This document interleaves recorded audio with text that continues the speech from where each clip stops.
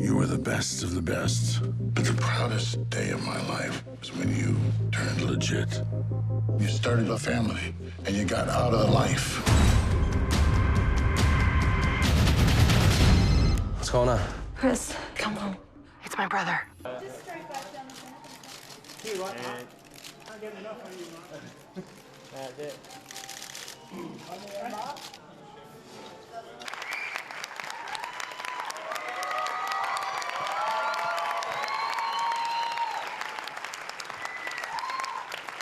How are you guys?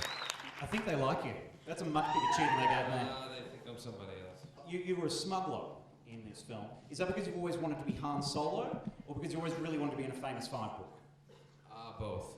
You know, I was thinking, actually somebody asked me earlier when I was coming here, because I have this movie coming out called Contraband, was I thoroughly searched at the airport. And all I could think of was Sly Stallone when he got busted with all those roids here.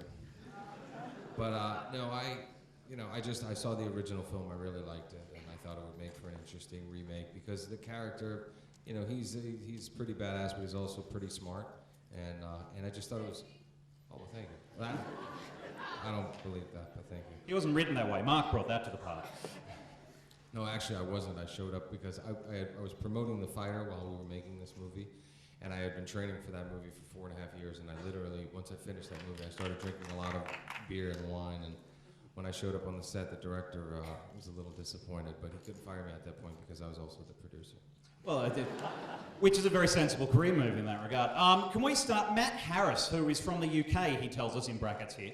Are you here? What did you find most challenging about this film, and what did you enjoy the most as well? Probably the most challenging thing was working with Kate Beckinsale.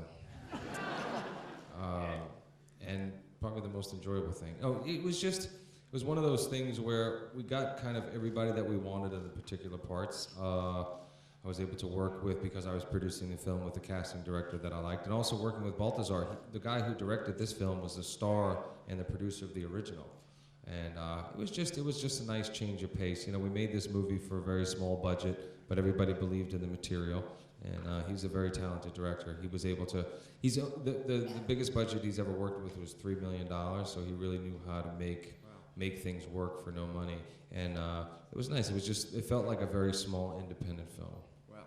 Were there any other kind of experiences that you hadn't had before?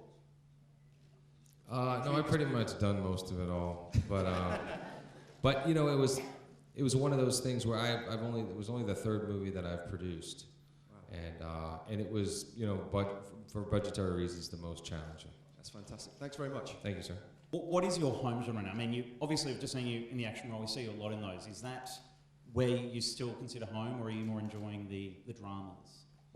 Drama and comedy. I just did a movie with Seth MacFarlane, which is his directorial debut. And it's funny because, well, there are actors in the movie, but he's playing a teddy bear in the movie. And so for the most part, I'm acting with, like, just looking at a little mark or something, where they put this, like, one eyeball on this little stand. But 10 years ago, I wouldn't have been able to do that, but I felt very comfortable. Maybe I was just tired of working with actors or something. I don't know what it was. But I felt extremely comfortable. And it's a very, very funny movie. If you know Seth's work, obviously, it's very outrageous. It will, unfortunately, offend a lot of people.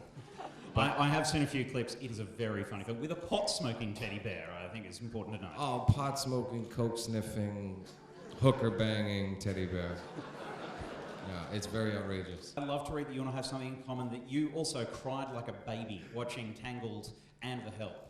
Are you just as much of a softie? Do you just sort of tear up in any film like that? I do. That's the great thing about movies, you know, if you can evoke those kind of emotions. You know, whether it be sadness or excitement, you know, that's the great thing about the movies. That's the magic of movies and storytelling. So yeah, my wife was like, "What the fuck is wrong with you?" She was looking at me, and I'm like, but it was very moving to me. So thank you very much, and thank you for the film. Thank you guys for having me. I appreciate it. Thank you. Ladies and gentlemen, please thank Mark Wahlberg.